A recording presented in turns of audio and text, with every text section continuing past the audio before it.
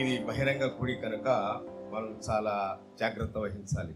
I greet you all in the precious name of our Lord and Savior Jesus Christ. మన ప్రభువును రక్షకుడైన యేసుక్రీస్తు ప్రశస్త నామమున మీకు అందరికీ శుభములు తెలియజేస్తున్నాను. My personal request is all those who are in the back may come in the front and stop moving around so that we can study God's word.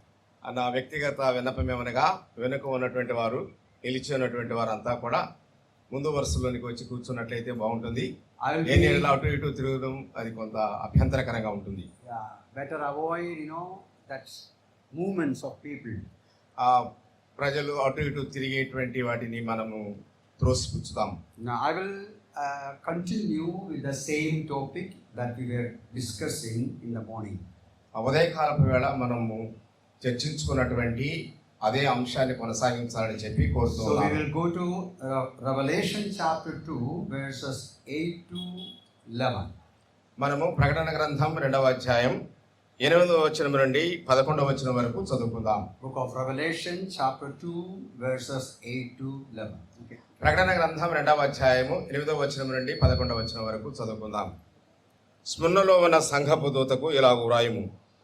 మొదటి వాడును కడపటి వాడునయుండి మృతుడై మరలా బ్రతికిన వాడు చెప్పు సంగతులేవనగా, నీ శ్రమను దరిద్రతను నేను ఎరుగుదును, అయినను నీవు ధనవంతుడివే.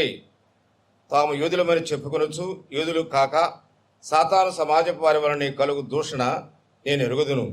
నీవు పొందబో శ్రమలకు భయపడకుము. ఇదిగో మీరు శోధింపబడినట్టు అపవాది మీలో కొందరిని చెరలో వేయింపబోతున్నాడు. 10 దినములు శ్రమ కలుగును, మరణం వరకు నమ్మకముగా ఉండము. నేను నీకు జీవ కిరీటం ఇచ్చేదను. సంఘములతో ఆత్మ చెప్పుచున్న మాట చెవిగలవాడు వినుగాక. జయించువాడు 2వ మరణం వలన ఏ హానియు చెందడు. May the Lord add his blessing upon the reading of his precious. చదువుబడిన తన ప్రశస్త వాక్యమునకు దేవుడు తన ఆశీర్వాదములను జోడించునుగాక. We are trying to see the message the Lord Jesus wanted the assemblies in the first centuries to know. మొదటి శతాబ్దంలో ఉన్నటువంటి సంఘములు యేసుక్రీస్తు ప్రభు యొక్క సందేశాన్ని ఎరగాలని చెప్పి ఆయన అందిస్తున్నాడు. Risen Lord Jesus Christ appears to Apostle John. అపోస్తలుడైన యోహానుకు పునరుత్థానుడైన ప్రభు ప్రత్యక్షతను అనుగ్రహించాడు. He is telling John, you write these messages and send to 7 churches in Asia. నీవు ఈ సంగతులను వ్రాసి ఆసియాలో ఉన్న 7 సంఘములకు పంపించుమన్నాడు.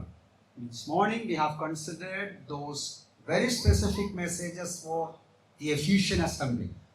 ఎఫెసీ సంఘమునకు చాలా ప్రత్యేకమైనటువంటి సమాచారం అందించిన సంగతి ఉదయకాలపు వేళ జ్ఞాపకం చేస్తున్నాను. I'm not repeating those things again. వాటిని తిరిగి మరలా నేను చెప్పుటలేదు. Now here in Revelation chapter 2 8 to 11 we have the second message. ప్రకటన గ్రంథం 2వ అధ్యాయం 8 నుండి 11 వరకు 2వ వర్తమానం ఇక్కడ మనకున్నది. The Lord is writing or sending a message for the assembly at Smyrna. ప్రభు స్ముర్నలో ఉన్న సంఘమునకు ఈ సందేశాన్ని పంపిస్తున్నాడు. Like Ephesus, Smyrna is also another city in Asia Minor today that is in Turkey. చిన్న ఆసియాలోని ఎఫెసు, స్ముర్నా వేరుగా ఉన్న నేడు అవి టర్కీగా పిలువబడుతున్నాయి. It was a large city, wealthy city. అది చాలా విశాలమైనటువంటి పట్టణము, సంపదతో నిండిన పట్టణం. It was the center of emperor worship. ఆ రాజు గారిని ఆరాధించేటువంటి స్థలం. They had a temple where the image of emperor, the king, was kept there. ఆనాటి రాజు అయినటువంటి ఆ చక్రవర్తి గారి పట్టణం ఆ మధ్యలో ఉండగా దానిని వారు ఆరాధించేవారు. Every year, once in a year, every individual has to go to the temple and offer incense to that image. ప్రతి సంవత్సరము ఆ పట్టణ వాసులంతా కూడా వెళ్ళి ఆ పట్టణంలో నిలవబెట్టిన ఆ ప్రతిమకు వారు వెళ్ళి ధూపం వేయవలసిన వారై ఉన్నారు. They had to acknowledge that Caesar is the Lord. వారు సీసర్ మాకు ప్రభు అని వారు గుర్తించవలసి ఉన్నారు. And naturally, a follower of Christ will not do that. వాస్తవానికి క్రీస్తును వెంబడించేవారు అలాంటి కార్యములు ఎన్నడూ చేయరు. Then what will happen? అయితే ఏమి జరుగుతుంది అక్కడ? Again, naturally, persecution. స్వభావ సిద్ధంగా అక్కడ హింస చెలరేగుతుంది. They will be persecuted like anything. వారు ఎంతగానో హింసించబడ్డారు. So the church at Smyrna was a suffering church. అందుచేత స్ముర్నలో ఉన్న సంఘము శ్రమల సంఘము. You might have heard about Polycarp. మీరు కొంతమంది పోలీకార్ప్ అనే It was భక్తులు in విన్నారు. Smyrna. The Yeah. soldiers found an old man following the Lord Jesus. ప్రభువుని వెంబడించుతున్నటువంటి ఒక వృద్ధుడు ముసలివాడైనటువంటి వారిని అక్కడ ఉన్నటువంటి సైనికులు గుర్తించారు. And the soldiers said, "You are an old man. నీవు ఒక చాలా ముసలివాడవు అని సైనికులు We చెప్పారు. don't want to kill you. మేము ఎంత మాత్రం కూడా నిన్ను చంపాలని ఇష్టపడటం We లేదు. would like to spare your life. మేము నీ జీవితానికి నిన్ను మినహాయించాలనుకుంటున్నాం. Just once deny the name of Christ. ఒక్కసారి యేసుక్రీస్తు పేరు కాదని చెప్పు. Just once say, Caesar is my Lord. కైసరు నాకు ప్రభు అని చెప్పు. What that old man said? అయితే ఆ ముసలివాడు ఏం చెప్పాడు? He said 86 years. అప్పట్లో ఆయన వయస్సు 86 ఏండ్లు. I have served the Lord Jesus Christ. నేను 86 ఏండ్లుగా క్రీస్తును వెంబడిస్తూ పరిచయం He చేస్తున్నాను. has done nothing wrong with me. ఎన్నడూ కూడా ఆయన నా ఎడల ఏ తప్పిదమును చేసిన వాడు కాదు. How can I blaspheme my King, my Savior at this age? మరి ఈ వయస్సులో నేను ఆ ప్రభువుని ఎలాగో దూషించగలను అని Soldiers caught him and burned to death. అలాగైతే సైనికులు ఏం చేశారంటే ఆయన పట్టుకొని అగ్ని చేత కాల్చివేశారు. So Smyrna, church in Smyrna was a persecuted church, suffering church. అందుచేత స్ముర్నలో ఆ సంఘటన జరుగుట మాత్రమే కాకుండా The Lord- అది హింసించబడుతున్న సంఘం. The Lord is sending a message to that suffering church. అలాగో శ్రమలో ఉన్నటువంటి స్ముర్న సంఘానికి ప్రభు ఒక సందేశాన్ని What అందిస్తున్నాడు. is the summary of the message? ఈ యొక్క సందేశం యొక్క గుప్తత The main thing he says, verse 10, do not fear. మొదటి మాట లేక గొప్ప మాట ఏంటంటే భయపడకుము అని. And the end he says, be faithful until death. మరణము వరకు నమ్మకముగా ఉండుమని చివరిలో చెప్పాడు. So here we have a beautiful message. ఇక్కడ మనకు ఒక రమ్యమైనటువంటి వర్తమానం, Encouraging message. మనం ప్రోత్సహించే వర్తమానం, Encouraging message to all the people, all the assemblies who face trouble and persecution. ఇలాగో హింసల మధ్య ఉన్నటువంటి పరిశుద్ధులైన పిల్లలందరికీ కూడా మనస్తాపాన్ని కలుగు చేసేటువంటి వార్త. Saying never fear. ఎన్నడన్నటికీ భయపడవద్దు అని Be చెప్తాడు. faithful until death. మరణము వరకు నీవు నమ్మకముగా ఉండుము. That means till we die. దాని అర్థమైనగా మనం చనిపోయేంత వరకు Be a faithful follower of the Lord Jesus Christ. మన ప్రభువైన యేసుక్రీస్తుని నమ్మకముగా వెంబడించే వారముగా ఉందాం. Or even if you have to give life, give your life till death, you be faithful to the Lord. నీవు ఒకవేళ ప్రాణం ఇవ్వవలసి వచ్చినట్లయితే ప్రాణం ఇవ్వడానికి కూడా సంసిద్ధంగా ఉండాలి. మరణం వరకు నమ్మకంగా ఉండాలి. So here we have a comforting message. ఇక్కడ ఒక ఆదరణతో కూడిన వర్తమానం మనకున్నది. You know, repeatedly the Bible says, fear not, fear not, fear not. Bible గ్రంథంలో పలు పర్యాయాలు చెప్పబడిన మాట ఏంటంటే భయపడకము, భయపడకము, భయపడకము. Because fear paralyzes us. ఎందుకంటే ఈ భయం అనేది మనుషుల్ని ఎంతగానో ప్రభావితం చేస్తుంది. Fear will weaken our heart. ఆ భయము మన హృదయాన్ని బలహీనపరుస్తుంది. Fear will disturb our progress, hinder our progress. మన ఆత్మీయ జీవితంలో ఎదుగుదలను ఆ భయం అనేది చాలా క్షీణింప చేస్తుంది. The Lord, knowing the condition of man, మానవుని యొక్క స్థితి ప్రభు ఎరిగిన వాడై ఉన్నాడు. there are so many reasons to fear today. నేడు మనం భయపడడానికి అనేక కారణములు ఉన్నవి. So God telling repeatedly, సారికి దేవుడు చెప్తున్నాడు, fear not. భయపడకుము. Our God is a God of comfort, the Bible says. పరిశుద్ధ గ్రంథం చెప్పేదేమనగా మన దేవుడు మనను ఆదరించు దేవుడు. He wants to comfort our heart. ఆయన మన హృదయమును ఆదరించాలని He wants కోరుతున్నాడు. to strengthen our heart. ఆయన మన హృదయాన్ని బలపరచాలని కోరినవాడు. And today in India, భారతదేశంలో నేడు I don't need to explain the circumstances where we are. నేడు మనం ఉన్నటువంటి పరిస్థితుల గురించి వివరించడానికి నేను అంత ఇష్టపడడం లేదు. So many God's people are frightened in their heart, troubled in their heart. భారతదేశంలో అనేక మంది దైవ సేవకులు తమ హృదయంలో కలవరపడుతూ భయముతో నిండిన వారు ఉన్నారు. Of course, all over the world. బహుశా ప్రపంచమంతా కూడా అలాగే ఉండవచ్చు. The world is not good for a believer, follower of Christ. వాస్తవానికి యేసుక్రీస్తును వెంబడించే విశ్వాసికి ఈ లోకము యోగ్యమైనది We కాదు. are strangers and pilgrims in this మనం ఈ world. లోకంలో యాత్రికులమును ప్రదేశమునై ఉన్నాం. So naturally the world will hate us. స్వాభావికంగా ప్రకృతి లేక వారు మనను The ద్వేషించేవారు, world will persecute us. వాళ్ళు మనల్ని హింసించవచ్చు. In such a situation, అలాంటి పరిస్థితుల్లో the message is do not fear. వర్తమానం ఏమనగా భయపడకము. There are 5 reasons here in this passage why we don't need to fear. మనం ఎందుకు భయపడకూడదో 5 సంగతులు ఇందులో ఉన్నాయి. Now we have plenty of other reasons elsewhere in the Bible. పరిశుద్ధ గ్రంథంలో ఇంకా మిగతా చోట్ల మరి అదే మాటలు మనకు కనబడతాయి. But we will see based on this passage why should we never fear. ఈ వాక్యమును ఆధారం చేసుకొని మనం ఎందుకు భయపడకూడదో The చూద్దాం. first reason, మొదటి కారణం verse 9. 9వ వచనం. I know your tribulation and poverty. నీ శ్రమను దరిద్రతను నేను ఎరుగుదును. The first reason, అది మొదటి కారణం. our Lord knows our state exactly. మన స్థితి చక్కగా మన ప్రభు ఎరిగిన వాడై ఉన్నాడు. Now 3 things they are suffering, facing there. 3 విషయాల్లో వారు శ్రమ పడుతూ ఉన్నారు. Tribulations, వారికి శ్రమ, poverty, దారిద్ర్యము, slander, blasphemy. దూషణ. Now tribulation referring to very painful circumstances. శ్రమ అనేది ఎంతో బాధాకరమైనటువంటి పరిస్థితులను Not తెలియజేసేది. simple things, very serious. సాధారణమైన విషయాలు కాదు, Sufferings. ఎంతో తీవ్రమైనటువంటి విషయాలు. Then poverty. ఆ పిమ్మట దారిద్ర్యము. Now the interesting thing, Smyrna is a wealthy city. ఆ ఆసక్తికరమైనది ఏమనగా స్మరణ పట్టణము But the సంపదతో నిండిన పట్టణము ఉండగా, followers of Christ are poor people. అయితే క్రీస్తును వెంబడించుతున్న వారంతా కూడా దరిద్రులుగా పేదవారుగా ఉన్నారు. What a contradiction it is. ఎంత వ్యతిరేక్తమైనటువంటి పరిస్థితి. In a rich city, ఒక సంపదతో నిండిన పట్టణములో the follower of the Lord Jesus are poor. ప్రభువైన యేసుని వెంబడించే వారంతా కూడా పేదవారై ఉన్నారు. Now we need to explore the reasons, possible reasons. సాధ్యమైనటువంటి కారణాలు మనం చూద్దాం ఇప్పుడు. Possible reason number 1 is మొదటిది ఏమనగా, because of their faith in the Lord Jesus, they were not getting employment.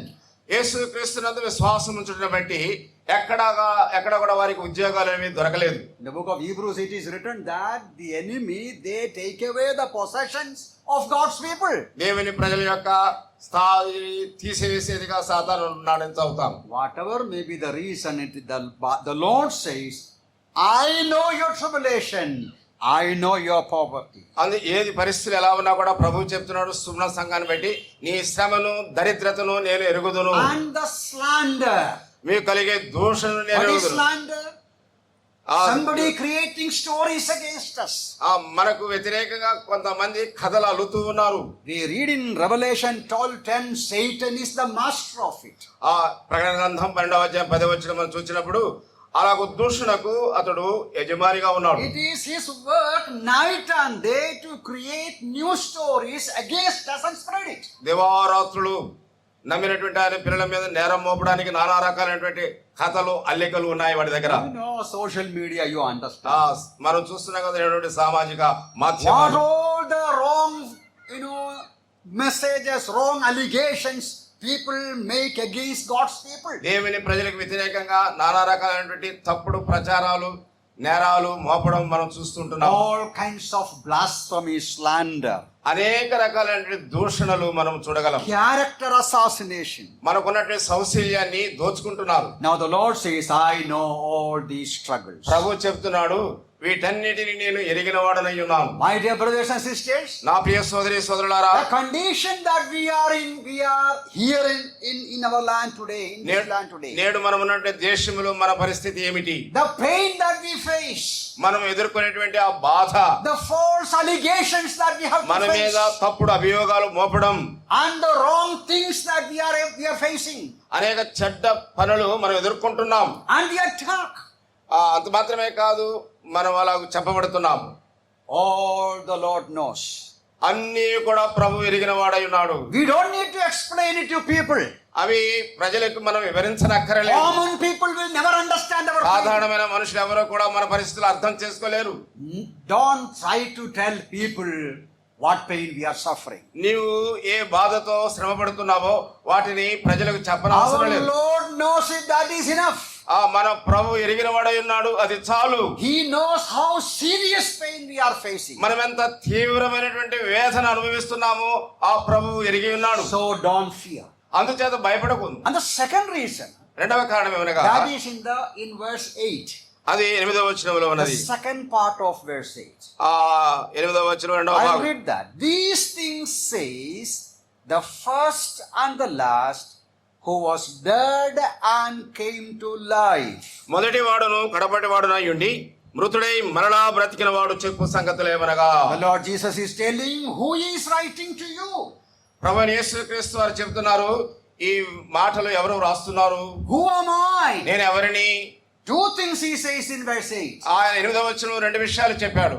I was dead, నేను చనిపోయాను, came to life. తిరిగి మరలా సజీవుడినయ్యాను. What does it mean? దాని అర్థం ఏమిటి? That means our Lord suffered, faced sufferings, rose again from the dead. యేసు క్రీస్తు ప్రభు అనేకమైనటువంటి తప్పుడు నేరాలు అభియోగాలు మోపడిన వాడై చనిపోయాడు, తిరిగి లేచాడు. When the Lord says, I know your sufferings. నేను మీ శ్రమను ఎరుగుదునని ప్రభు When the చెప్తున్నాడు. Lord says, I am aware of the tribulation that you are facing. మీరు ఎదుర్కొంటున్నటువంటి శ్రమలను గురించి హెచ్చరిస్తున్నాను. It's not just an understanding. కేవలం ఇది అర్థం చేసుకోవడం మాత్రమే కాదు, He has gone through it. యేసు క్రీస్తు ప్రభు అట్టి శ్రమల గుండా వెళ్ళాడు. All the pain that we are facing. నేడు మనం ఎదుర్కొంటున్నటువంటి ప్రతి బాధను ఆయన అనుభవించాడు. All the sufferings that we are facing today. నేడు మనం ఎదుర్కొంటున్నటువంటి శ్రమలన్నిటిని కూడా ఆయన ఎదుర్కొనేవాడు. Even which we have never experienced. మనం ఎన్నడూ కూడా అలాంటి అనుభవాలు పొందలేకపోయి ఉండవచ్చు. He has gone through.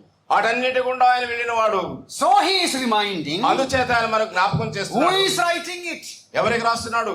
And the one who faced persecution ఆ హింసను అనుభవించిన వాడు ఆయన. నేను రాయిస్తున్నాను. and rose again triumphantly from the dead. నేను మరణమును విజయంతో ఓడించి తిరిగి లేచిన వాడను. We all know the sufferings of our Lord Jesus Christ. మన ప్రభువైన యేసుక్రీస్తు వారు పొందిన శ్రమలు How మనమందరం he ఎరుగుదాం. was caught by the soldiers. సైనికుల చేత పట్టబడ్డాడు, ఆ కొడాలతో కొట్టబడ్డాడు. He was beaten 39 times. దాదాపు 39 పర్యాయాలు ఆయన కొట్టబడ్డాడు. And the result of the scourging was taken away all the flesh from his body. అలాగూ ఆ కొడాలు ఆయన వీపు మీద పడి చీల్చినట్లుగా ఆయన దేహాన్ని మనం చూస్తున్నాం. Pilate says, behold that man. అదిగో ఇదిగో ఈ మనుష్యుడు చూడండి And అన్నట్టుగా. they kept a thorn of, crown. crown upon him. అంతే కాదు, ఆయన మీద ముళ్ళతో లేని కిరీటాన్ని తలలో గుచ్చారు. How he had to walk through the lanes of Jerusalem bearing the cross. ఆయన సిలువను మోసుకుని యెరూషలేము వీధుల గుండా ఎలా నడిచి వెళుతున్నాడో And మనం the చూస్తాం. crucifixion was so painful. వాస్తవానికి సిలువ వేయబడుట అనేది చాలా బాధాకరమైనటువంటిది. And I don't need to explain all those things. అవన్నీ కూడా మీకు వివరించాల్సిన అవసరం He లేదు. was poor. దరిద్రుడు, He has faced poverty. ఆయన దారిద్ర్యాన్ని అనుభవించాడు. He had no place to take birth. ఆయన తల వాల్చుకోవడానికి ఆయన స్థలం He లేదు. had no money to pay tax. ఆ పన్ను చెల్లించుటకు పైసలు లేవు. Even his cloth was given by somebody else. ఆయన ధరించిన వస్త్రములు కూడా వేరొకరానికి ఇచ్చినవి. You remember the Lord Jesus said, foxes have holes. మన ప్రభు చెప్పిన మాట మనకు జ్ఞాపకం ఉన్నది కదా. నక్కలకు బొరియలను ఆకాశ పక్షులను గుళ్ళును కానీ మనిషి కుమారుడు తలవాల్చుకుంటకు స్థలం లేదని. No place for the Son of Man. ఆ మనుష్య కుమారునికి తలవాల్చుకుంటకు స్థలం లేదు. So he has faced tribulation. ఆయన శ్రమను ఎదుర్కొన్నాడు. He has faced poverty. ఆయన దరిద్రాన్ని ఎదుర్కొన్నాడు. Slander. ఆయన దూషించబడ్డాడు. How he was slandered. ఆయన ఎలా దూషించబడ్డాడు? People said he is a glutton. తిండిపోతున్నారు. And somebody said he is mad. ఆయన త్రాగుబోతున్నారు. Somebody said he is the chief of demons. ఆయన దయ్యములకు అధిపతి అన్నారు. And somebody said he is a false teacher. ఆయన తప్పుడు బోధకుడు అన్నారు. And even the crime, the allegation was, he said he is the king.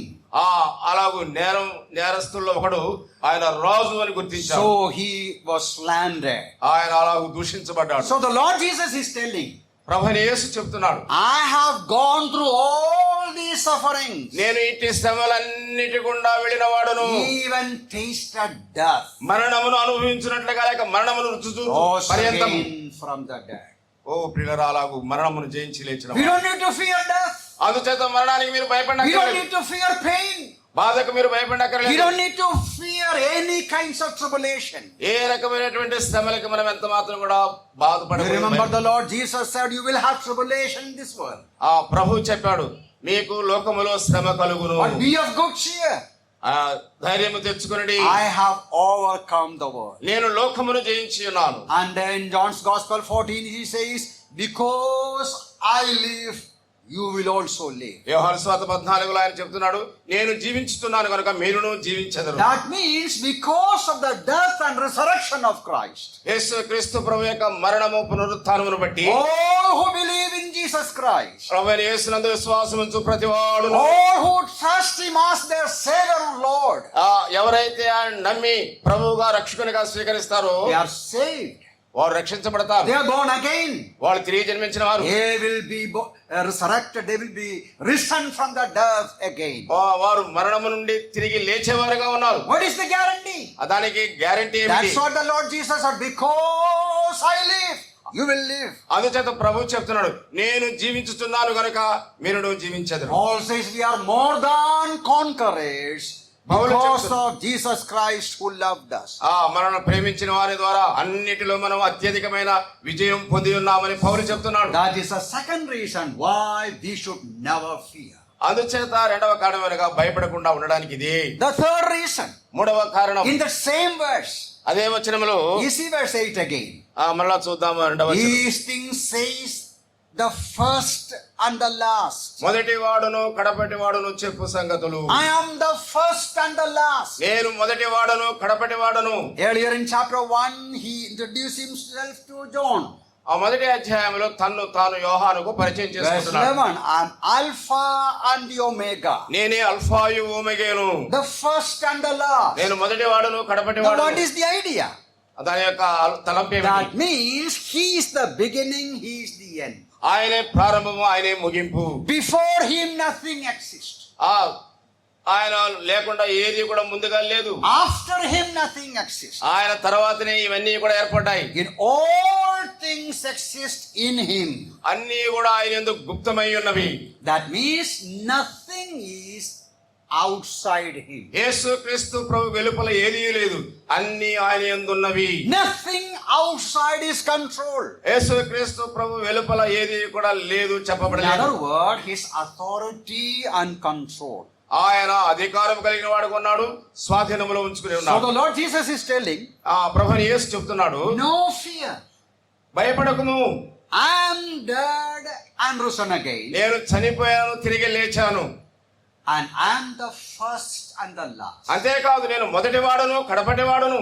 Everything is under my control. సమస్తమును నా అధీనములోను స్వాధీనములోను ఉన్నవి. You see, verse 10 again, you see, notice carefully. 10వ వచనము జాగ్రత్తగా గమనించండి. Do not fear any of those things which you are about to suffer. ఇదిగో మీరు శోధింపబడినట్లు అపవాది మీలో కొందరిని చెరలో వేయింపబోచున్నాడు. 10 దినములు శ్రమ కలుగును, మరణం వరకు నమ్మకముగా ఉండుము, నేను నీకు జీవ కిరీటం ఇచ్చేదను. Now that is very interesting. అది ఆసక్తికరమైనది. When the Lord says don't fear, యేసు ప్రభు భయపడకమని చెప్పాడు. he is telling ఆయన చెప్తున్నాడు, you are going to suffer more.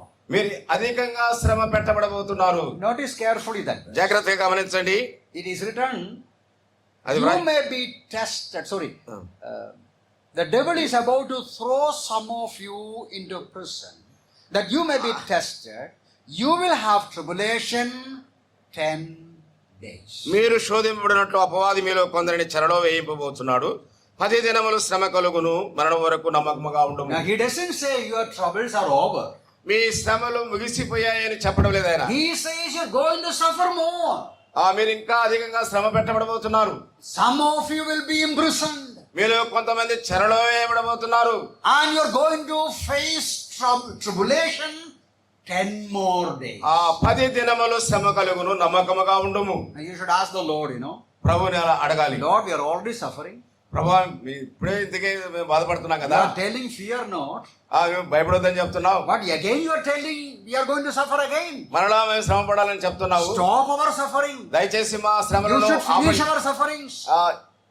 You should finish it. మా శ్రమలకు సంభాప్తి చెప్పుము. You should help us that there is no more suffering. ఇంకెంత మాత్రం కూడా రాబోయే దినాల్లో శ్రమ పడకుండా చేయము.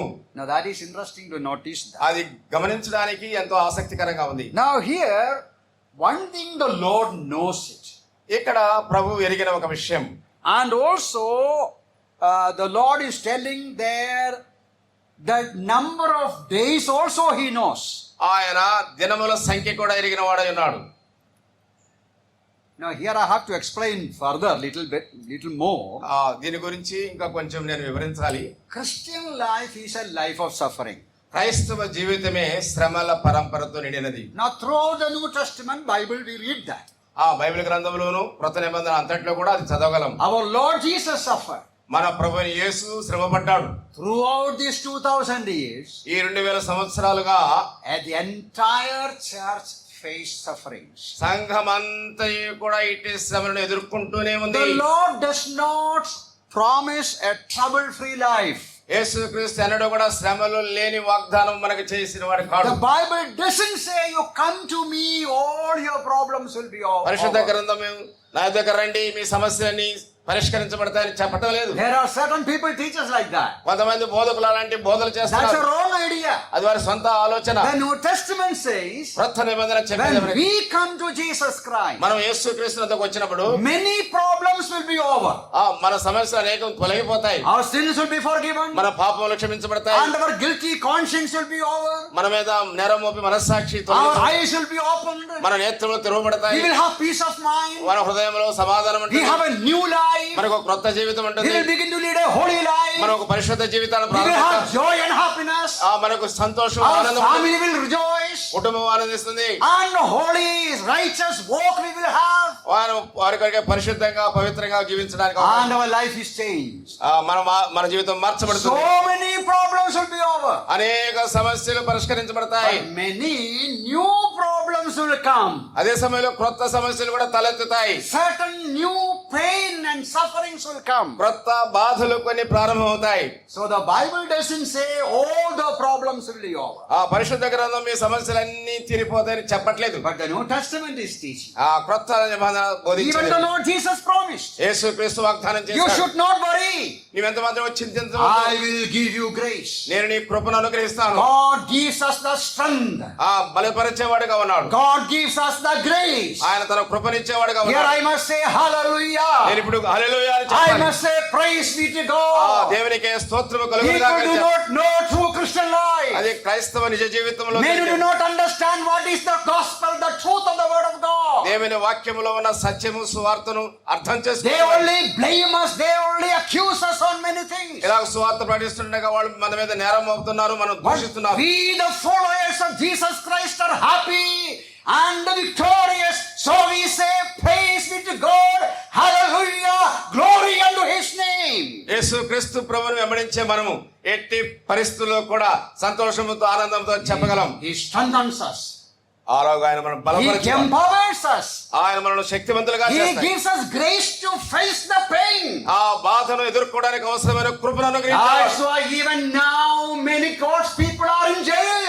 ఈ నేటికి అనేక మంది దేవుని పిల్లలు జైల్లో ఉన్నారు. That's why many godly people are in jail. Godly servants of God are in jail today in India. భారతదేశంలో ఈ నేటికి కూడా అనేక మంది దేవుని సేవకులు సువార్తికులు చెరసాలలో బంధించబడి ఉన్నారు. I saw many assembly buildings, church buildings are rooted, destroyed, but we keep quiet, only praying. ప్రియులారా, అనేక సంఘములు కట్టడాలు పునాదులతో కూడా పెకలించగా పరిశుద్ధులైన దేవుని పిల్లలు మౌనముగా ఉంటూ ప్రార్థిస్తున్నారు. My main point. ముఖ్యమైన The విషయం, Lord says, don't fear, ప్రభువు చెప్తున్నాడు, భయపడకుము, because I am the first and the last. ఎందుకనగా నేను మొదటి వాడును కడపటి వాడును. I am the one who controls everything. సమస్తమును నేను నా ఆధీనంలో ఉంచుకుని ఉన్నాను. I know everything. నేను సమస్తమును ఎరిగిన వాడను. There is nothing outside His knowledge or control. ఆయన జ్ఞానమునకు తెలియనిది ఎరుగనిది ఏదీ లేదు. He has allowed sufferings in the lives of God's people. ఆయన తానే దేవుని పిల్లల జీవితాల్లో ఇటు శ్రమలను అనుమతించేవాడుగా That ఉన్నాడు. is the mystery of the New Testament, the Bible. ఆ బైబిల్లో ఉన్నటువంటి క్రొత్త నిబంధన మర్మము.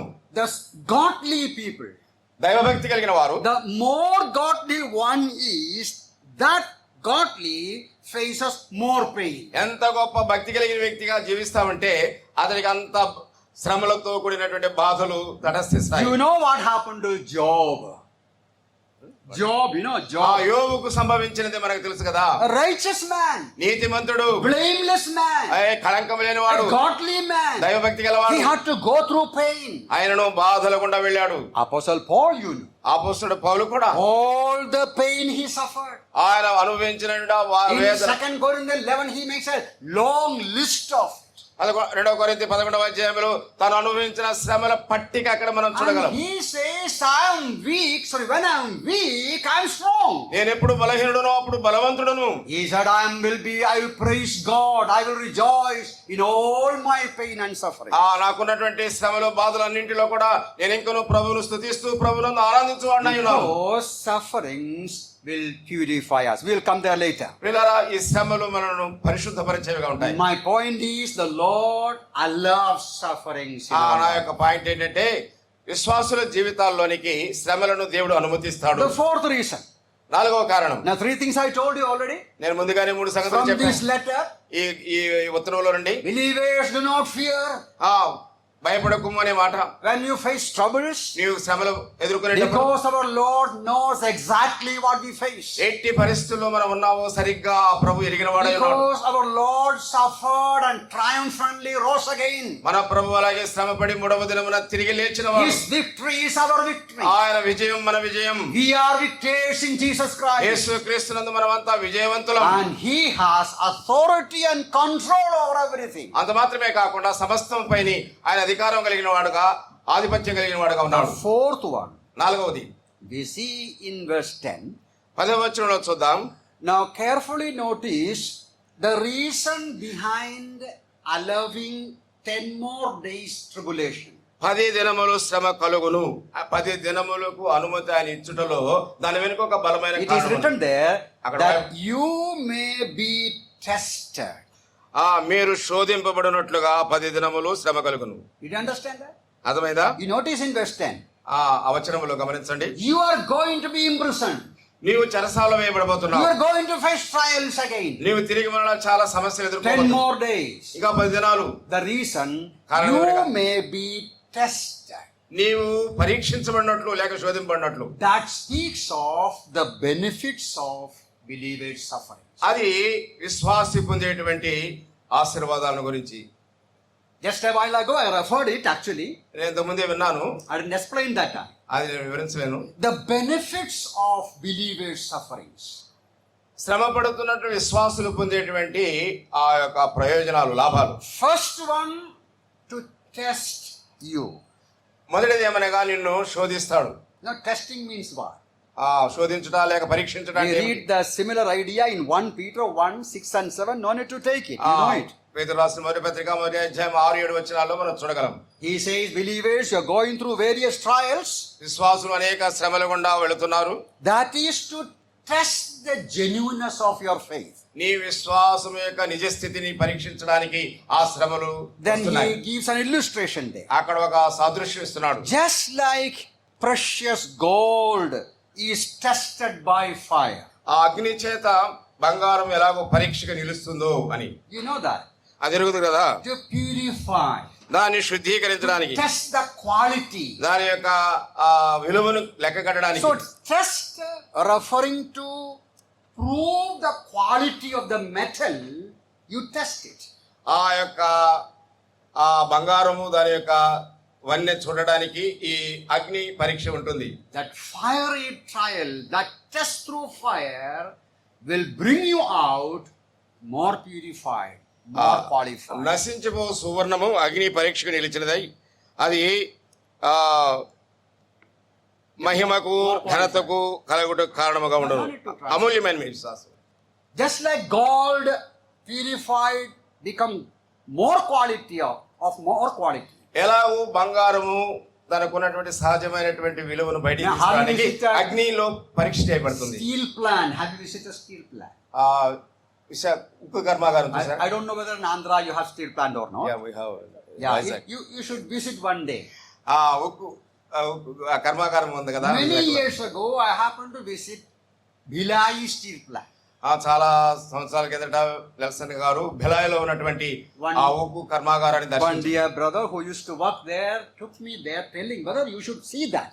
అక్కడ ఉన్నటువంటి సహోదరుడు నాతో చెప్పాడు, నువ్వు తప్పకుండా అది చూడాలి అని. Very interesting it is. అది చాలా ఆసక్తికరంగా ఉంటుంది. He taught me from the beginning to the end. He showed me that. ఆ ప్రారంభం నుండి ముగింపు వరకు అతడు ఆ ప్రాసెస్ అంతా కూడా చూపించాడు. Trucks of iron ore coming to that factory. ఖనిజము వస్తా ఉంది, అదంతా కూడా ట్రక్కుల్లో తీసుకొచ్చారు. Then they melt it. ఆ తర్వాత దాన్ని కరిగిస్తారు. It becomes like water. అప్పుడు నీరుగా మార్చబడుతుంది. Then they filter it. ఆ తర్వాత దాన్ని వడగడతారు. Various process. అనేక పద్ధతుల ద్వారా. Then they make square pieces of iron. ఆ తర్వాత Huge square pieces of iron. పెద్ద పెద్ద విశాలమైనటువంటి చతురస్రాకారంలో ఇనుప ముక్కలు చేస్తారు. It's all going through fire only. ఇదంతా కూడా అగ్ని గుండా పోయే వ్యవహారం. Then hitting from various sides. అనేక ప్రక్కల నుంచి అది కొట్టబడుతుంది బాగా. And after a long process, it comes out very strong steel. అలాగూ చాలాసేపు అది కొట్టబడిన తర్వాత ఒక చక్కని ఆకారమునకు వెలుపలికి వస్తుంది. So trouble in our life. అలాంటి శ్రమలు మన జీవితంలో కూడా, Pain and struggle in our life. మన జీవితంలో బాధ పోరాటం ఉన్నది. One way or other, it will purify us.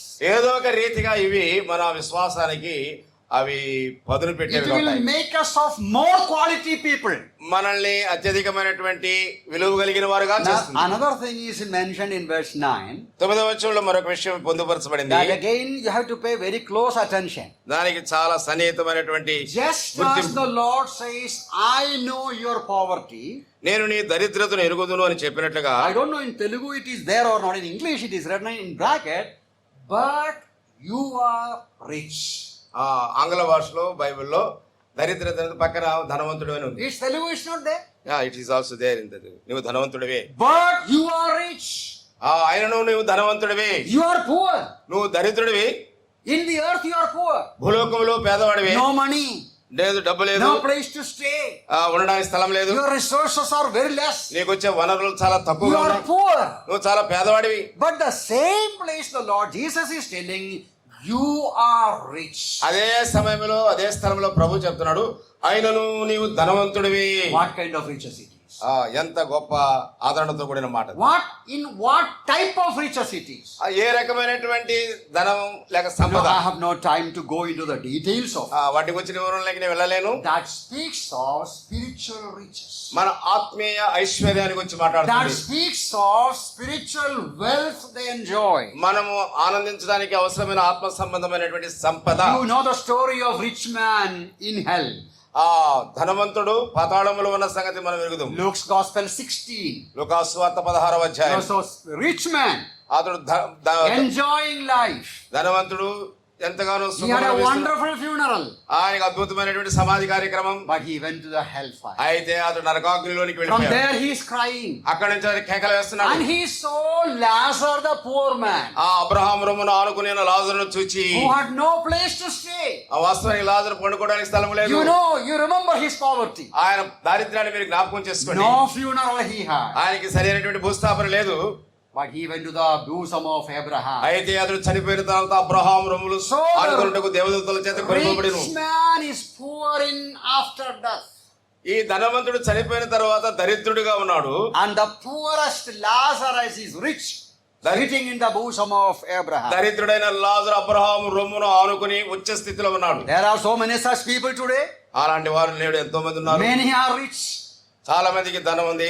Now when we come to riches, we don't know often how rich the people are, those who are around us. మన చుట్టూ ఉన్నటువంటి ప్రజలు ఎంత గొప్ప ధనవంతులో మనకైతే తెలియదు. We may not have even 1 crore.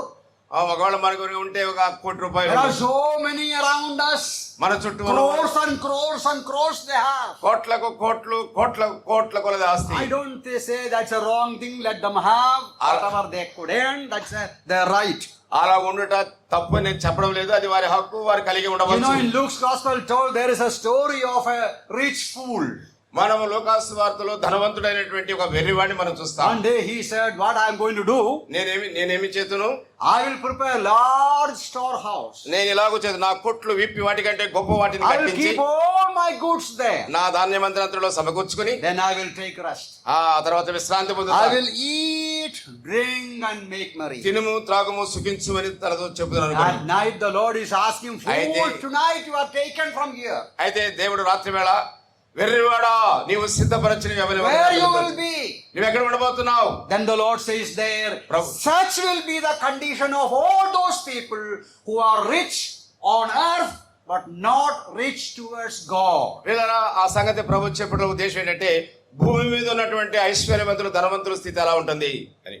Rich towards God means యేసు ప్రభు లేక దేవుని పట్ల ధనవంతులై ఉండుట, experiencing forgiveness of sins, ఆ పాప క్షమాపణ అనుభవం, knowing the purposes of life, ఆ జీవితం యొక్క ఉద్దేశం తెలుసుకుని, having a personal relation with our Creator, మన సృష్టికర్తతో వ్యక్తిగత సంబంధం కలిగి ఉండుట, and knowing the will of God, దేవుని యొక్క చిత్తమును ఎరుగుట, and leading a joyful, peaceful, hopeful, holy life. సమాధానకరమైన సంతోషకరమైన నిరీక్షణతో కూడిన జీవితాన్ని అనుభవించుట. Now about the assembly at Smyrna. ఆ స్వర్ణలో ఉన్నటువంటి సంఘం, The Lord is telling you are poor in the spirit, in the worldly matter, but you are rich. లోక సంబంధంగా నీవు దరిద్రుడివే, కానీ ఆధ్యాత్మిక పదములో నీవు ధనవంతుడివే. One of the reasons behind that spiritual riches is the pain and struggle they faced in their life. వీళ్ళారా ఆత్మ సంబంధమైన అట్టి ఐశ్వర్యం వారు పొందడానికి ముందు జీవితంలో వారు పొందిన శ్రమలు బాధలు, I know we all have experienced. ఇలాంటి అనుభవాలు మనకు అందరికీ కూడా తెలుసు. Your child, దేవుని బిడ్డగా, maybe 2 years old, లేక చిన్న బిడ్డగా 2 ఏళ్ల వయసు, at night, midnight, 1 o'clock, ఆ అర్ధరాత్రి 1 గంటప్పుడు crying, ఏడుస్తా ఉన్నాడు. You don't know. ఎందుకో తెలియదు, What is the reason? కారణం తెలియదు. Definitely know. ఆ If you are a child of God, ఆ దేవుని బిడ్డకి నిశ్చయముగా తెలుసు. you will be on the knees. అప్పుడు నువ్వు మోకాళ్ళ మీద కలాలి, With tears you will cry for the child. కన్నీటితో ఆ బిడ్డ కొరకై నువ్వు Lord, ప్రార్థిస్తున్నావు. tonight I don't know what to do. My child is crying. దేవా ఈ రాత్రి నా బిడ్డ ఇలాగ ఏడుస్తున్నాడు, Only an ఏం చేయాలో example నాకు I'm తోచలేదు. telling. Only an example I'm telling. నేను ఒక కేవలం ఉదాహరణ చెప్తున్నాను. Such numerous occasions we face. పిల్లలు అలాంటి అసంఖ్యాకములైన సందర్భాలను So we ఎదుర్కొన్నాం. go to the knees, on our knees. పిల్లలు అలాంటి పరిస్థితుల్లో మనం మోకాళ్ళ మీదకి వెళ్ళాలి, We cry before God. దేవుని ఎదుట మనం అంగలార్చాలి. Even today the situation in India, పిల్లలు నేడు భారతదేశంలో పరిస్థితులు బట్టి I know more than ever in the past, more thousands and thousands of godly people are weeping for this land, crying for this land. ఎన్నడూ లేని రీతిగా వేల కొలది దేవుని పిల్లలు కన్నీటితో దేవుని సన్నిధిని కేకలు వేస్తున్నారు, మొరపెడుతున్నారు. More people are praying. అనేక మంది ప్రార్థిస్తున్నారు. Pain and suffering leads us to prayer. ఇలాంటి బాధలు శ్రమలు మనను ప్రార్థన జీవితానికి It మళ్ళిస్తాయి. will lead us to weep before the Lord. ప్రభు ఎదుట ఏడవడానికి ప్రారంభం. We go close to Him. మనం ఆయనకి సన్నిహితంగా, Hallelujah, He comes close to us. హల్లెలూయా, ఆయన మనకు సమీపంగా We వస్తున్నాడు. enjoy spiritual peace. ఆయన యందు మనం ఆత్మ సంబంధమైన We సమాధానం, enjoy peace of mind. ఆ మనసులు Our సమాధానం, heart becomes joyful. మన హృదయాలు సంతోషంతో We begin to నింపబడతాయి. rejoice in the Lord. ఆ ప్రభునందు We begin ఆనందించడం, to sing song before the ఆ Lord, ప్రభు ఎదుట పాటలు పాడి ఆనందించడం, saying praise be to God, ఆ దేవునికి స్తోత్రము కలుగును గాక అని చెప్పడం. enjoying spiritual riches ఆత్మ సంబంధమైన ఐశ్వర్యాన్ని because of the అనుభవించడం. pain and sorrow. ఎందుకనగా మనం పొందిన శ్రమ బాధ. That's why the saint, the Lord servant said, the Lord servant wrote, ఆ ప్రభు సేవకుడు రాశాడు, Lord, give me no riches more, నాకు ఇంతకంటే ఐశ్వర్యం అక్కర్లేదు ప్రభువా, that I may forget you, అలాగైతే నేను మర్చిపోతానేమో, and give me not more poverty also. అదే సమయంలో నాకు పేదరికం కూడా ఇవ్వద్దు.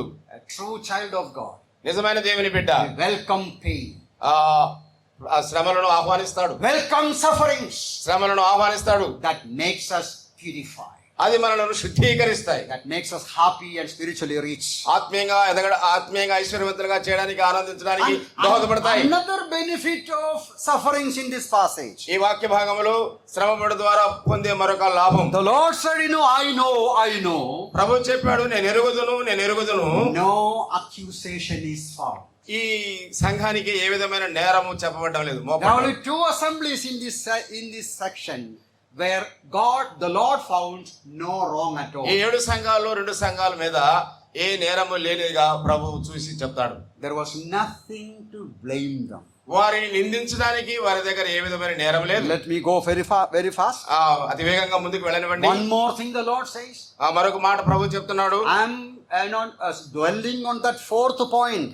4వ మాట మీద నిలబడదాం. What is the fourth point? 4వ మాట ఏమిటి? The benefits of believers' sufferings. విశ్వాసి శ్రమపడు ద్వారా పొందే ప్రయోజనాలు, Number లాభాలు. 1, our life is tested and purified. 1 మన జీవితం పరీక్షించబడి, Number 2, we attain spiritual riches. ఆత్మ సంబంధమైన ఐశ్వర్యాన్ని పొందుతాం.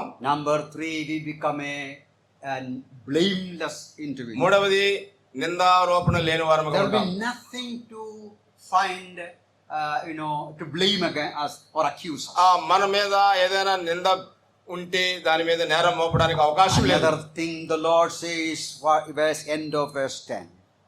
10వ వచనం ముగింపులో ప్రభు చెప్తున్నాడు, Be faithful until death, I will give you the crown of life. మరణం వరకు నమ్మకముగా ఉండము, నేను నీకు జీవ కిరీటం ఇచ్చేదను. Be faithful.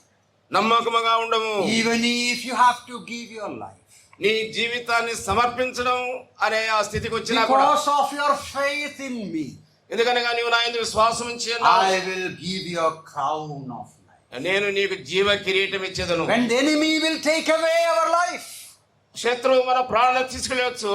one day the Lord has promised that I will give crown of life. ప్రభు చేసిన వాగ్దానం ఏంటంటే, ఒక దినమున నీకు జీవ కిరీటం ఇచ్చేదను. So because of all these benefits also, the Lord says, don't fear.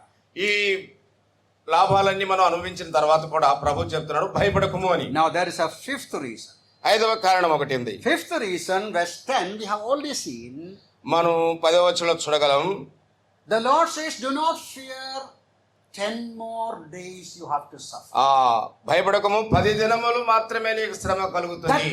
10 more means 10 there దినములు, is a limit to our sufferings.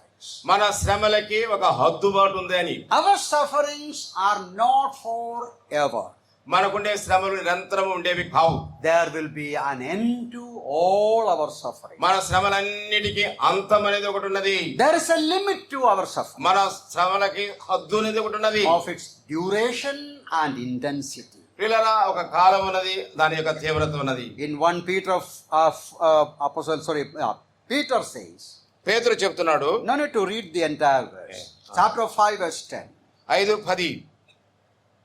We read there, after you have suffered a while, కొంచెము కాలము మీరు శ్రమ పడిన పిమ్మట God of all grace will perfect, establish, strengthen and settle you. ఆ సర్వకృపానిధికి దేవుడు మిమ్మల్ని పూర్ణులుగా చేసి స్థిరపరచి బలపరచును. So these are the 5 reasons why you should not fear. ఈ 5 కారణములను బట్టి మనం ఎంత మాత్రం కూడా భయపడరాదు. Be faithful unto death. మరణము వరకు నమ్మకముగా ఉండము. Our Lord faced all the sufferings for us. ప్రియులారా, మన ప్రభు మన కొరకే అన్ని శ్రమలను అనుభవించాడు. And then we also ought to suffer for him. అలాగైతే మనము కూడా ఆయన నిమిత్తమై శ్రమలను భరించవలసి ఉన్నాం. Now there is one expression in the end of that verse. ఆ వచనములో ఒక Verse 11. 11వ వచనములో చెప్పండి. I hope I have maybe 5 more minutes.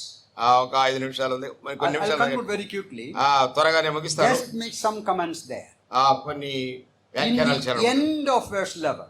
11 చివరిలో మాట ఉంది. He who overcomes shall not be hurt by the second death. జయించువాడు రెండవ మరణం వలన ఏ హానియు చెందడు. Now after making all these promises, encouraging words to Smyrna church, స్ముర్నలో ఉన్న సంఘానికి ఈ సంగతులన్నీ చెప్పిన తర్వాత వారిని ప్రోత్సహిస్తూ ఈ మాట చెప్తున్నాడు. he makes a statement there. అక్కడ ఒక వాంగ్మూలాన్ని ఇస్తున్నాడు ఆయన. He who overcomes shall not be hurt by the second death. జయించువాడు రెండవ మరణం వలన ఏ హానియు చెందడు. Now what is that second death? రెండవ మరణం ఏమిటి? We know in Hebrews chapter 9:27. మనం ఎరుగుతాము హెబ్రీ రాసిన పత్రిక 9వ To అధ్యాయం. save time we will not take. ఆ, There is, to save time we will not take the reference. ఆ కాలం తక్కువగా ఉంది కాబట్టి ఆ రెఫరెన్స్ చూడడం లేదు. There is a death. It is appointed unto man once to die, then judgment. మనుష్యులు ఒక్కసారి మృతి పొందవలని నియమింపడును, ఆ తర్వాత తీర్పు జరుగును. That is the death everybody will have to face. ప్రతి వ్యక్తి ఎదుర్కోవలసినటువంటిది అదే మరణం. We read in Romans chapter 5 verse 12 that because of sin death entered, and death is reigning. రోమిలకు రాసిన పత్రిక 5:12 ఇట్లుండగా ఒక మనిషి ద్వారా పాపమును, పాపము ద్వారా మరణమును లోకములో ఎలాగో ప్రవేశించునో అలాగనే మనుషులు అందరూ పాపము చేసినందున మరణం అందరికీ సంప్రాప్తమాయెను. Every individual, how rich or poor, educated or illiterate, everybody will have to die one day. వ్యక్తిగతంగా పేదవాడైనా ధనవంతుడైనా పామరుడైనా పండితుడైనా చిన్నవాడైనా పెద్దవాడైనా ఎవరైనా సరే అందరూ కూడా మరణించవలసిన వారై ఉన్నారు. That's what we read in Hebrews 9:27. అదే మనం హెబ్రీ 9:27 చదువుతాం. It is appointed. ఆ మరణం అనేది మనుషుల కొరకై It's నియమించబడింది. a fixed thing. అది Then the నిర్ణయించబడింది. writer says, గ్రంథకర్త after that sure death, నిశ్చయముగా మరణము జరిగిన తర్వాత there is a judgment. తీర్పు ఉన్నది. Death is not the end of life. మరణం అనేది జీవితానికి ముగింపు కాదు. Death is only a transition. అది కొంత అట్లా మధ్యకాలము. There is only a change of life. ఆ జీవితం మార్పు చెందడం.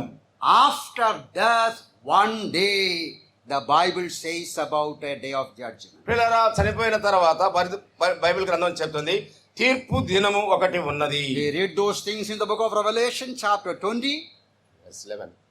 11 onwards, we read those మనము things. ప్రకటన గ్రంథం 20:11 నుంచి ఆ సంగతులు చూడగలం. A white throne will be set up. మరియు ధవళమైన మహాసింహాసనమును Everyone who died, they all will rise up. అందు ఆసీనుడైన ఒకరిని చూచి తిని అంటూ మరియు గొప్పవారేమి క్రొద్దివారేమి మృతులైన వారందరూ ఆ సింహాసనం మీద నిలిచేటట్టు నేను చూచి Small, తిని great will have to stand before God. పిల్లరా మనం అందరము కూడా ఆ సింహాసనం ఎదుట లేక Books will be opened. గ్రంథములు విప్పబడెను. And the dead will be judged according to their works. గ్రంథములందు వ్రాయబడినట్టు మృతులు తీర్పు పొందిరి.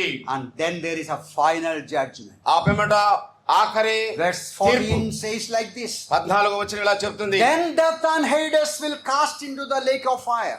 ఆయన విశ్వాసం ఎవరి పేరైన జీవ గ్రంథమందు వ్రాయబడినట్టు కనబడని ఎడల వాడు అగ్నిగుండములో This పడవేయబడెను. is the second death. అదే రెండవ మరణం. So what is second death? రెండవ మరణం అంటే ఏమిటి? Second death means after we die, one day man will have to stand before God. మరణించిన తర్వాత మానవుడు దేవుని ఎదుట నిలవాలి He న్యాయస్థానములో. will be judged according to his works. అతని క్రియలను బట్టి అతడు తీర్పు పొందుతాడు. All the secrets will be revealed there. ఆ రహస్యములన్నీ కూడా అక్కడ వెలుపలికి తేబడతాయి. And one by one we will have to answer and we will be judged accordingly. పిల్లరా ఒకదాని తర్వాత ఒకటి నీవు జవాబు చెప్పాలి, వాటిని బట్టి నువ్వు తీర్పు పొందుతావు. In chapter 21, that is Revelation 21:8 says who all will be there. ఆ ప్రకటన గ్రంథం 21:8 చెప్తుంది అక్కడ ఎవరు ఉండబోతున్నారు. The cowardly, the unbelieving, పిరికివారును అవిశ్వాసులను అసహ్యులను నరహంతకులను మాంత్రికులను వ్యభిచారులను అబద్ధికులందరూ అగ్నికంటకములతో మండు గుండములో పాలు పొందుదురు. ఇది రెండవ మరణం.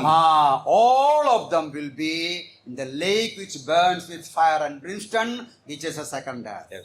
వారందరూ అగ్ని గంధకములతో మండు గుండములో పాలు పొందుదు. ఇది రెండవ మరణం. Now come back to Revelation 2:11. తిరిగి మరలా ప్రకటన గ్రంథం 2వ అధ్యాయానికి వద్దాం. You will not be hurt by the second death. ఆ మరణము నీకు ఏ విధమైన రెండవ మరణం నీకు ఏ హాని చేయలేదు. Thousands and thousands of people who live here without listening to the gospel truth, they will be judged and cast into the eternal hellfire. వేల కొలది ప్రజలు యేసు క్రీస్తు ప్రభు యొక్క సువార్తను విని లోబడకపోవటను బట్టి ఆ న్యాయపీఠం మీదట వారు తీర్పు పొందిన వారే నరకాగ్ని గుండములోనికి త్రోసివేయబడుదురు. The Lord says somebody will escape that second death. ఆ కొందరు ఆ రెండవ మరణం నుండి తప్పించుకుంటారు. Who are they? వారెవరు? What kind of people will escape the second death? ఎట్టి రకమైన ప్రజలు రెండవ మరణాన్ని తప్పించుకోగలరు? Very quickly, 1 John 5. చాలా త్వరగా యోహాను రాసిన మొదటి పత్రిక మొదటి అధ్యాయం. Of course, in Revelation 2:11 written, overcomers. మరణమును జయించువారు లేక జయించువారు. Who are the overcomers? ఎవరు జయించువారు? The overcomers are who are born of God. దేవుని మూలముగా జన్మించిన వారు అందరూ కూడా జయం పొందిన వారే. The overcomers are those who put their trust in the Lord Jesus. యేసు క్రీస్తు ప్రభువునందు విశ్వాసం ఉంచు వారందరూ కూడా జయ జీవితం పొందిన వారు. So to the assembly at Smyrna, ఆ స్ముర్ణలో ఉన్న సంఘము the Lord is telling, ప్రభు చెప్తున్నాడు, you who have overcome the world, ఆ లోకమును జయించిన మీరు, you have trusted the Lord Jesus, ప్రభుని యేసునందు విశ్వాసం ఉంచిన you మీరు, who have been born again, మీరు తిరిగి జన్మించిన వారు, you who face tribulations and suffering, ఆ శ్రమలు బాధలు ఎదుర్కొన్నటువంటి మీరు, you will not be hurt by the second death. రెండవ మరణం ద్వారా మీకు ఏ హాని కూడా కలుగదు. Tonight, ఈ రాత్రి we are going to listen to the gospel again, ఆ సువార్త మరలా మనం వినబోతున్నాం. in detail by the servant of God. మరొక దైవ సేవకుడు అందించబోతున్నాం. Continue to think about it. దాని గురించి ఎడతెక్క ఆలోచన చేయండి. Tonight, if I die, ఏ రాత్రి నేను చనిపోతే will I escape the second death? నేను రెండవ మరణాన్ని తప్పించుకోగలనా? What will happen to me as I stand before the judgment seat of God? లేక ఆ న్యాయస్థానం మీద నేను నిలవబడి ఉండవలసి ఉన్నానా? Today the Bible says, పరిశుద్ధ గ్రంథం చెబుతుంది, but నేడే as many as received him, to them he gave the right to become the children of God. తను ఎందరు అంగీకరించిన వారికి అందరికీ, అనగా తన నామమునందు విశ్వాసం ఉంచిన వారికి దేవుని పిల్లలగుటకు ఆయన అధికారం My అనుగ్రహించాడు. prayer that tonight we may rejoice in the Lord. ఈ రాత్రి నా ప్రార్థన ఏమనగా, ప్రభువునందు ఆనందించుడి. The Lord says, don't fear. ప్రభు చెప్తున్నాడు, భయపడకము, Be faithful unto death. మరణము వరకు నమ్మకముగా ఉండము. At the same time, అదే సమయంలో there is anybody who is not sure of their future, భవిష్యత్తుని గురించి నిశ్చయం లేని వారు ఎవరైనా ఇక్కడ ఉంటే, live a life ఒక జీవితం జీవించాలంటే such a way that you will escape the second death. అట్టి మీరు రెండవ మరణాన్ని తప్పించుకోగలరు. May the Lord's name be glorified. దేవుని నామమునకు మహిమ కలుగును గాక.